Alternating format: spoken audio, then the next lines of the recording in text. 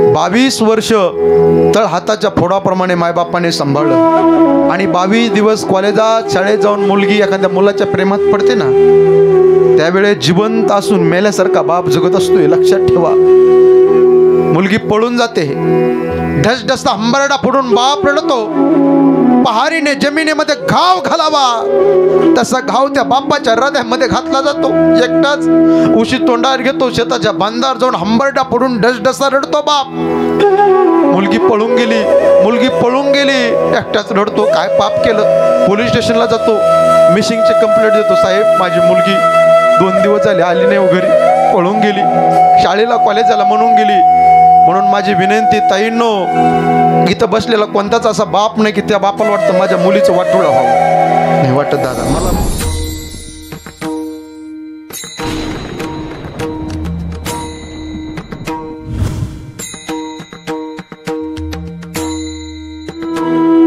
आज या ठिकाणी एवढा जनसमुदाय उपस्थित आहे मंडळी. सगळ्याला माझे हात जोडून पोट तिडकीनं विनंती आहे, जन्म देणाऱ्या मायबापाची सेवा करा. घरामधले 2 देव आहेत, एक तुमचा माझा बाप विठ्ठल आणि 2 तुमची माझी आई रुक्माई. या घरातल्या 2 देवाची सेवा करा. देवाची सेवा केली आणि आई वडील भेटले, नाही ऐकलं दादा, पण आई वडिलाची सेवा केली आणि देव घरी आला. शास्त्रामध्ये वर्णन आलं, देव भेटी करता आला. पुंडलिक रायाने आई वडिलाची सेवा केली, युगे झाले 28, तर भगवान परमात्मा आजही विटेवरती उभा आहे, आई वडिलाची सेवा केली. एवढा जनसमुदाय या ठिकाणी उपस्थित आहे. हात जोडून पोट तिडकीनं माझी विनंती आहे, आई वडिलाची सेवा करा. आई मायेचा सागर, समृद्धाची घागर, चैतन्याचा जागर. आई भाजीतलं मीठ, आई हक्काचं व्यासपीठ, आई थंडगार वारा, आई मायेचा उभारा, आई दुधावरची साय, आई वासराची गाय, आई लंगड्याचं पाय. आ म्हणजे आत्मा, ई म्हणजे ईश्वर, ईश्वराचं वास्तव्य जिच्यामध्ये सज्जनाव तिला आई म्हणतात. अरे स्वामी तिन्ही जगाचा आहे, पण आई विना भिकारी आहे. म्हणून आई वडिलाची सेवा करा. आई काय असते सांगू का? डोळे मिटून प्रेम करते तिला प्रेयसी म्हणतात. डोळे उघडे ठेवून प्रेम करते तिला मैत्रीण म्हणतात. डोळे वटारून प्रेम करते तिला बायको म्हणतात. आणि डोळे मिटेपर्यंत प्रेम करते तिला आई म्हणतात. आईले प्रेम करते गड्या.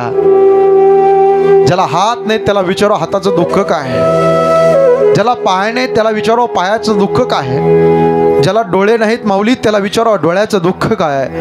आणि ज्याच्या जीवनात आई बाप नाही त्याला विचारो आई बापाचं दुःख काय आहे. आई वडील फार पुण्याने भेटत असतात राजाओ. इथं बसलेली आई तुमच्या सगळ्याच्या डोळ्यात पाणी रडाल तुम्ही जाता जाता. 60 वर्षाची आई असू द्या, पांढरे केस झाले, हातामध्ये काठी, थकली, म्हातारी झाली, घराच्या वट्ट्यावरती बसली. आणि दिवाळीच्या सणाच्या दिवशी मुलगी माझी ताई भेटण्याकरता येणार आहे ना, त्या दिवशी सुनबाईकडे जाते, हात जोडते. सुनबाई, ए बाई, आपलं असेल ते असेल, पण माझी ताई आली ना तिच्या देखत काही वाकडं बोलू नको बरं का. ढसढस रडते. तुमची आई वागते आता सुनाच्या पुढं मुली करता. माझ्या ताईला पुरणपोळीला आवडते, पुरणपोळीचा स्वयंपाक कर. मुलींना यावं, आल्यानंतर फार प्रेम करते, असं कालावून हात फिरावा. फार दिवसास आली माझी ताई, बरी आहेस ना, लेकरं बाळ खुशाल आहेस ना ग ताई, हात फिरावं, पुरवाळा हो. आज बऱ्याच लोकांना आई बाप दिसत नाही. अरे आई बाप आकाशाच्या उंचीचे असतात काका, आकाशाच्या उंचीचे. ती मुलगी ज्यावेळेस आईकडे येते 2 दिवस राहते आणि जावयाचा फोन येतो, मुलीला पाठवून द्या, शेतातले कामं पडलेत, जेवणाची व्यवस्था नाही, लेकर बाळाची शाळेत टिफिन द्यायचं मुलाला. सकाळी दुसऱ्या दिवशी लवकर उठते, माझी ताई जाणार आहे उद्या, माझी ताई जाणार आहे, आंघोळ बंघोळ करते, सगळं आवडते, कोणाकडे तरी जाते, शेवग्याच्या शेंगा आणते मुलीच्या पिशवीमध्ये घालते, कोणाकडे तरी कांदे बटाटे आणते मुलीच्या पिशवीमध्ये घालते, डाळ देते मुलीच्या पिशवीमध्ये घालते. माझ्या ताईला लय आवडतं, चांगला भारीतला तांदूळ घेते मुलीच्या पिशवीमध्ये घालते, वेड्यासारखं प्रेम करते, कवटं बोरं देते पिशवीमध्ये घालते, जा लेकर बाळ खातील. तिला भेटत नाही का हो, लहान आहे का ती, भेटत नाही का, भेटतंय, पण आईची माया लय वेडी. माहेरातली माय मरून द्या मायला मंडळी, तुमच्या पिशवीत बदल झाल्याशिवाय राहणार नाही, लक्षात ठेवा. एखादी माय माऊली जर दिवाळीच्या सणाला गेली ना आणि आता 3-4 पिशव्या गच्च भरलेला असेल ना आणि घरी आली ना सासरी, तर समजायचं माहेरात माय जिवंत आहे आणि माहेरात बाप जिवंत आहे. आणि आता एकच पिशवी रिकामी आली तर समजायचं माहेरातली माय मरून गेली, माहेरातला बाप मरून गेला. लय प्रेम करतात गड्या माय बाप. ज्या दिवशी माहेरातली आई निघून गेली, माहेरातला बाप निघून गेला, माहेरातली आई निघून गेली, समजायचं आपण त्या ठिकाणी माहेरात पाहुणे म्हणून जातोय, पाहुणे म्हणून. पण बाप जिवंत असून द्या आणि ईश्वरासमोर माझी आई आणि बाप जिवंत असून द्या, हक्काने चपला चढण्याचा उंबरा असतोय, लक्षात ठेवा.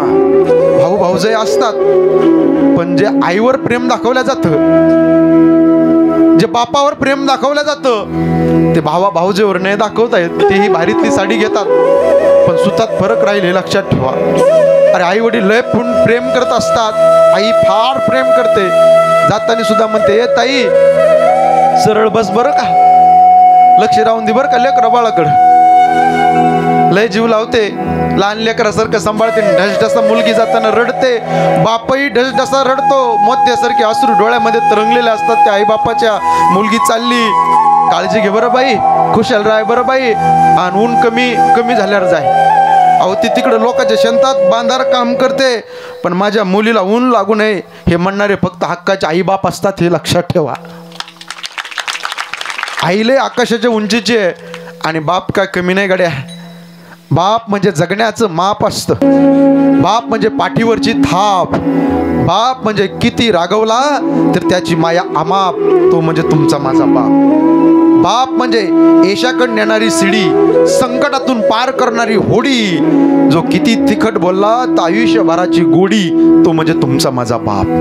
बाप म्हणजे शिस्तबद्ध धाक, जगणं आपोआप, आयुष्याच्या समुद्रभागी दीपस्तंभाची झाक, तो म्हणजे तुमचा माझा बाप. तुकोबाराचं वर्णन करतात, बापकरी जोडी लेकुराचे ओढी आणि आपुली कुरवंडी वाळून या.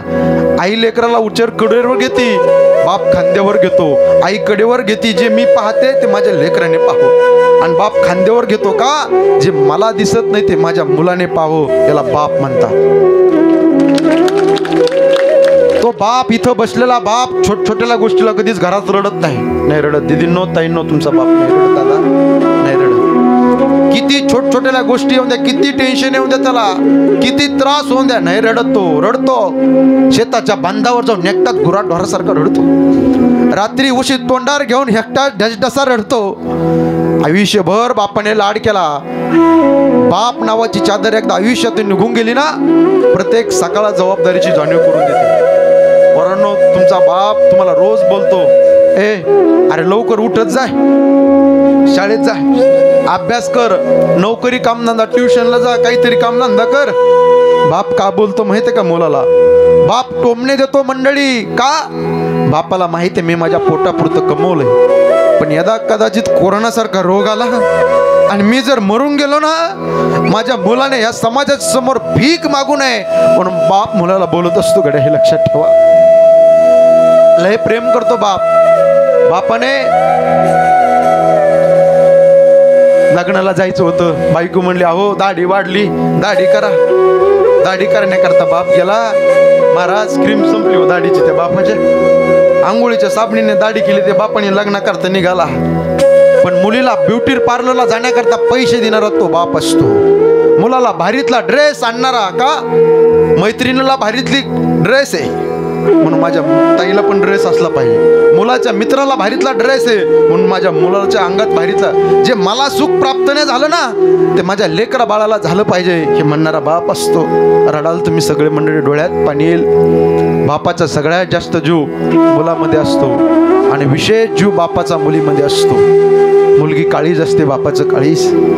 मुलीचा जन्म झाला त्या दिवशी बापाला लय आनंद वाटला, माझी लक्ष्मी जन्माला आली. लय आनंद वाटतो. डोळ्याच्या समोर दोन चित्र उभा राहतात, नामदेव महाराज, अमोल महाराज. त्या बापाला वाटतं की माझ्या ताईचं लग्न करायचं आणि माझ्या ताईचं शिक्षण मला करायचं.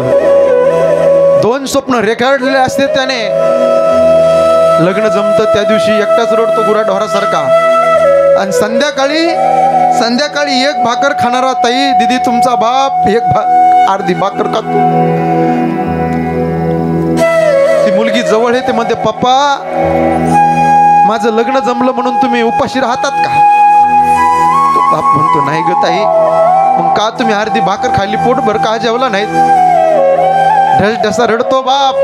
काही नाही, डोळ्यात कचरा गेला. आणि त्या दिवशी रात्री उशी तोंडावर घेऊन ढसा रात्रभर रडतो. मुलीचं लग्न जमलंय, मुलीचं लग्न जमलं, ती मला सोडून जाणार आहे. शेतातून दमून आलो, आल्या आल्या पाण्याचा ग्लास तोंडाच्या समोर मुलीने केला. पाणी दिलं, स्वयंपाक. बाबा तुम्हाला शुगरचा त्रास आहे, बाबा तुम्हाला बीपीचा त्रास आहे, वेळेवर गोळ्या खात जा. फार काळजी घेते मुली. आणि तीच माझी ताई आता मला सोडून झाली म्हणून हंबरडा फोडणारा बाप असतो. दुसऱ्यांदा बाप रडतो मुलीच्या लग्नाच्या दिवशी. इथं बसलेला कोणता बाप आहे, मुलगी वाट लावायच्या वेळेस रडत नाही, अख्खं गाव रडत आहे. ढसढसा गाव रडतंय. मुलगी ज्या वेळेस विदाय करण्याचा कार्यक्रम असतो, मंडळी तुम्ही आम्ही रडतो. यात नवल नाही, श्याम महाराज, नामदेव महाराज, अमोल महाराज, लखन महाराज, आपण रडतो माणसं, यात नवल नव्हे. सीताई साहेबाचं लग्न होतं, जनकपुरीचा राजा ढसढसा रडला. वनवास काढला ना, तर तक्रार न केली त्या बापाने. 14 वर्षाचा वनवासा करता माझी ताई चालली म्हणून. काय बापाचं हृदय मोठं असेल त्या. लग्नाच्या दिवशी हंबरडा फुरून बाप रडला, कण्वासारखा ऋषी रडला शकुंतले करता. या रयतेचा राजा शिव छत्रपती रडले सखुबाई करता. अजून एक वाक्य बोलतो मंडळी, बाप रडतो यात नवल नव्हे, राजा रडतो यात नवल नव्हे. दक्ष प्रजापती भागवतामध्ये वर्णन आलंय. 16 मुली होत्या त्याला. सतीने स्वतःच्या मनाने लग्न केलं कार्टीने. बाप राक्षसी माऊली, बापाला सहन झालं नाही. कार्टीने स्वतःच्या मनाने लग्न केलं.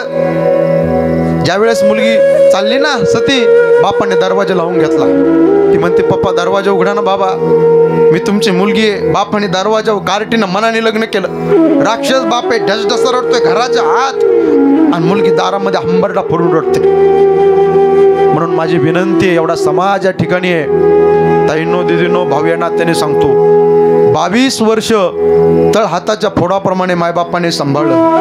आणि 22 दिवस कॉलेजात शाळेत जाऊन मुलगी एखाद्या मुलाच्या प्रेमात पडते ना, त्यावेळे जिवंत असून मेल्यासारखा बाप जगत असतो, हे लक्षात ठेवा. मुलगी पळून जाते, ढसढसा हंबरडा फोडून बाप रडतो. पहारीने जमिनीमध्ये घाव घालावा तसा घाव त्या बापाच्या हृदयामध्ये घातला जातो. एकटाच उशी तोंडावर घेतो, शेताच्या बांधावर जाऊन हंबरडा फोडून ढसढसा रडतो बाप. मुलगी पळून गेली, मुलगी पळून गेली, एकटाच रडतो. काय पाप केलं? पोलीस स्टेशनला जातो, मिसिंगची कंप्लेंट देतो. साहेब माझी मुलगी 2 दिवस झाले आली नाही घरी, पळून गेली, शाळेला कॉलेजाला म्हणून गेली. म्हणून माझी विनंती ताईंनो, इथं बसलेला कोणताच असा बाप नाही की त्या बापाला वाटतं माझ्या मुलीचं वाटोळं व्हावं. नाही वाटत दादा, मला मुलगी माऊली. मी घरून येत होतो, मुलगी मला म्हणत होती, पप्पा कीर्तनाला जाऊ नका, आज घरी थांबा. म्हणलं तुला मोबाईल लागतो ना, तुझ्या आईचा मोबाईल घे. ती म्हणली मला मोबाईल नाही पप्पा, मला तुम्ही लागताय. प्रेम करते गड्या मुलगी. उभं आयुष्य म्हणून माझे हात जोडून विनंती आहे, एवढा समाज बसलाय, ताईंनो, दिदींनो, भाऊ या नात्याने सांगतो मी, शाळेमध्ये जाता आलं तर जा, नाही तर जाऊ नका. कॉलेजाला जाता आलं जा, नाही तर जाऊ नका. जॉब नोकरी पुणे मुंबईला शहरात करता आली करा, नाही तर करू नका. पण बसलेल्या बापाची मान या समाजामध्ये खाली होईल असं कधी पाऊल टाकू नका. कारण मुलगी पळून गेल्यावर काय वेदना असते त्या बापाला माहीत असते. लय लाडात सांभाळतो, तळ हाताच्या फोडाप्रमाणे बाप सांभाळतो. म्हणून अखंड हरिनाम शब्दातून हेच पुढं तरी घेतलं पाहिजे. निर्व्यसनी जगणं हे शिकलं पाहिजे, माळ घातली पाहिजे हे शिकलं पाहिजे, आई वडिलाची सेवा केली पाहिजे हे शिकलं पाहिजे. लय प्रेम करतो, ढस ढसा स्वतःचं काळीच देऊन दुसऱ्याच्या ताब्यामध्ये देतो. हा पेन 100 रुपयाचा पेन आहे दादा, लखन महाराज 100 रुपयाचा पेन. मी जर बँकेत जर गेलो ना उद्या, मला कोणी पेन मागितलं मी दोनदा विचार करतो हा माणूस परत देईल का नाही. मित्राने 2 व्हीलरच्या 4 व्हीलरच्या गाडीची चाबी मागितली तर दोनदा विचार केला. पण बसलेल्या बापाने स्वतःचं काळीच काढून दुसऱ्याच्या ताब्यामध्ये देणारा तो तुमचा माझा बाप असतो गड्या, हे लक्षात ठेवा. म्हणून जन्म देणाऱ्या मायबापाची सेवा करा, गळ्यामध्ये पवित्र तुळशीची माळा घाला. आणि मौजे आंबाळाचा हा कार्यक्रम कीर्तन महोत्सव भगवान शंकराकर भोले बाबाकडे हात जोडून प्रार्थना करतो की देवा महादेवा, बंद करा, महादेवा की आपल्या गावचा कार्यक्रम चंद्र सूर्य असेपर्यंत राहो, हीच हात जोडून प्रार्थना करतो. आणि या ठिकाणी वाणीला पूर्ण विराम. जे योग्य असेल माझ्या गुरुवाऱ्यांचं आहे, अयोग्य असेल माझ्या बुद्धीचा दोष करून क्षमा करा, माफ करा.